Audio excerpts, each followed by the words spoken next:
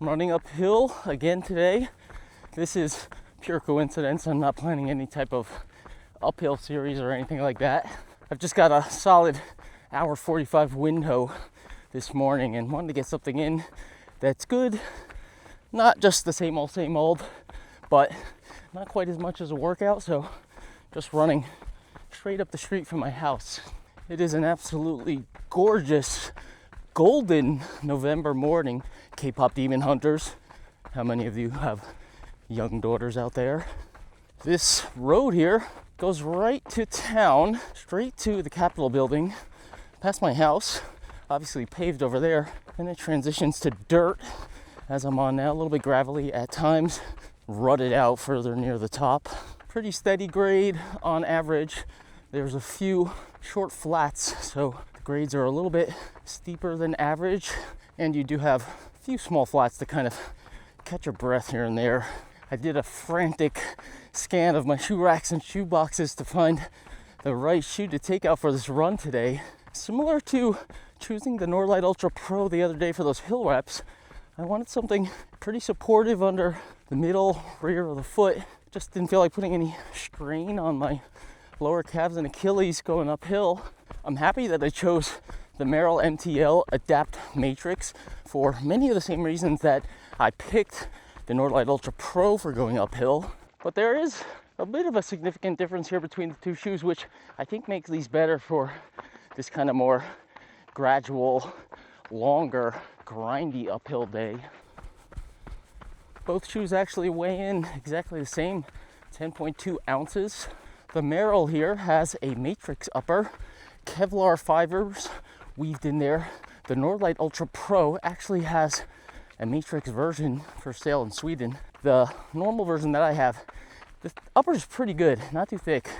I got a comment about somebody having the Explorer Pro matrix version, and they said there wasn't that much of a weight difference, which I wouldn't imagine there would be for both models. So given, I would say, similar upper weights between the two shoes, also I would say similar outsole weights and coverage, maybe a touch more with the Vibra Mega Grip in the Merrell here. It pretty much comes down to the foam. The Merrell does feel a little bit firmer underfoot, less flexible for sure in the middle. I'll talk about that a little more in a bit. Both shoes do use an Ortholite insole out of the box, so they're definitely blunting feel and enhancing at least the feel of cushion with those very soft insoles. 42.36 underfoot here, measured with the Merrell. I think they spec a little bit lower, 40 millimeters at the heel with the Craft. So a couple extra underfoot, front and back, here with the Adapt Matryx. So at the exact same weight, exact same drop, why do these shoes feel so very different underfoot? It is all about the contouring and support under the arch, under the middle of the foot. It is very full in the Merrell here. You kind of have a large but not sharp hump under the arch, and it's pretty wide both lengthwise and across the width of your foot. It feels almost like you have almost a built-in orthotic kind of holding your foot up. This is going to be off-putting to some runners. I tend to like it because it's not as singular of a sharp prominence. Like some shoes have a particular bump up in a particular spot. This one is more like it kind of rises gradually, stays full, and then gradually decreases towards the front of the shoe. There's also no drop off or sink in the heel of the shoe. It doesn't have that rocker shape where your arch is up, but your forefoot and your heel are at least giving the feel of being lower. I think that's one of the factors that makes the shoe so comfortable.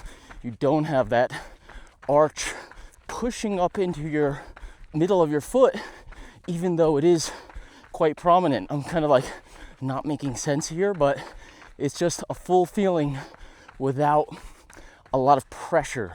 So this run has just been fantastic in the MTL Adapt Matryx here. I'm running pretty much steady up. So let me do a little dip down and up there. but I'll put the average grade up there for the hill. And that like full support from the middle of the foot through to the heel, I talked about that a little bit in the craft video. It just supports you at the greater uphill angle of the ground under each footstep. Of course, it's also a huge landing pad. You saw me go down that little dip there, and I could just plow through that.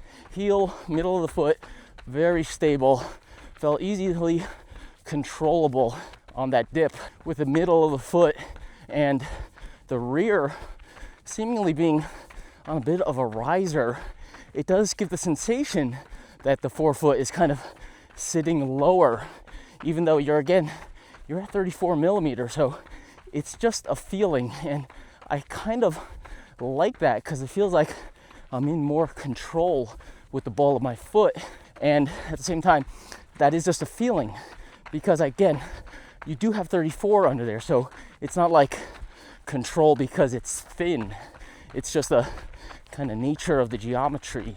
In comparison, the Nordlite Ultra Pro gives you a similar kind of heel raise that is supportive going uphill, but with no outsole in the middle and just not as much, or nowhere near as much, fullness under the middle of that shoe.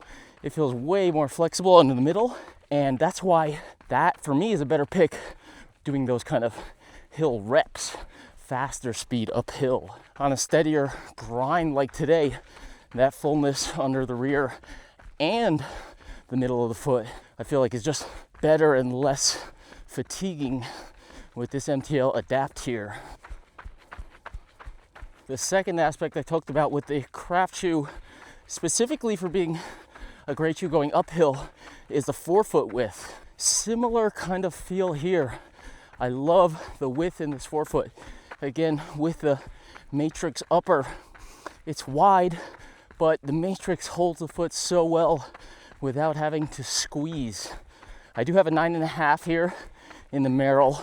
They rounded out the toe box in this model, more so than some Merrells in the past that I've run in. So I'm equally as comfortable here in the Merrell US 9.5 as I am in the Craft US 10. Unfortunately, the clock is running out on my time frame today.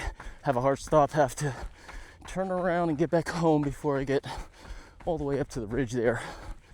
Just turn around, 1 hour up the hill from the house.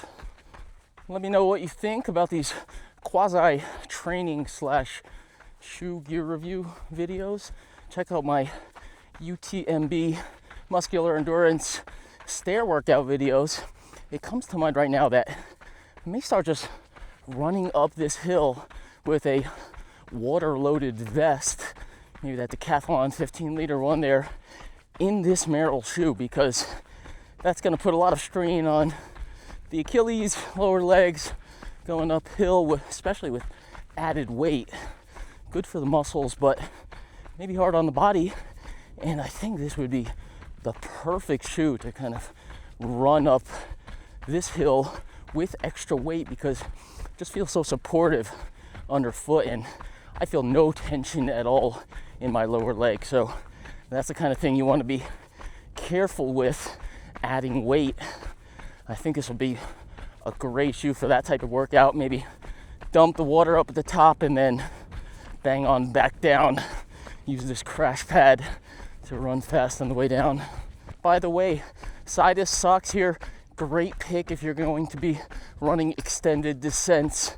This orange pair here, it's got that double gripper, so it gives you a little bit of extra grab to keep the foot from sliding forward in the shoe.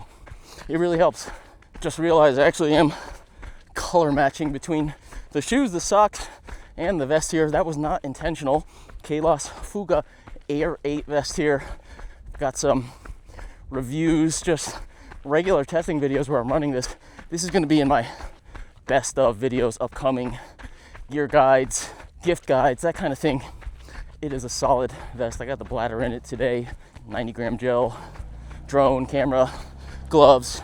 Not extensively loaded, but it just feels great as both a lightweight vest and a fully loaded vest. The bottle pockets up front again with these little cinch things where you can squeeze them down in the middle. Awesome feature. Again, I'll talk about that more in gift guides end of year videos. If you've got any comments about this shoe or the craft shoe, of course, let me know down below. I did a bunch of those best cushion videos recently. I didn't include this one because it was an end of 2024 shoe, but to my memory, it might have been delayed. Maybe a lot of you couldn't get your hands on it until 2025. So I'll have to go back and check on that. Maybe I will talk about it a little bit, at least maybe honorable mention in my end of 2025 wrap up. Thank you for tuning in once again. Please go to www.humblerunning.com. Sign up for my newsletter there. I'm actually going to be publishing some of those end of year gift guide, best of articles.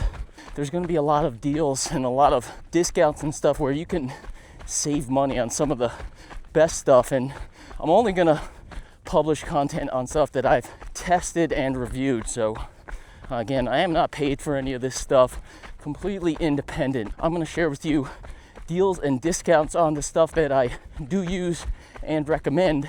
And of course, you can reference my reviews for kind of my full opinions on all of those.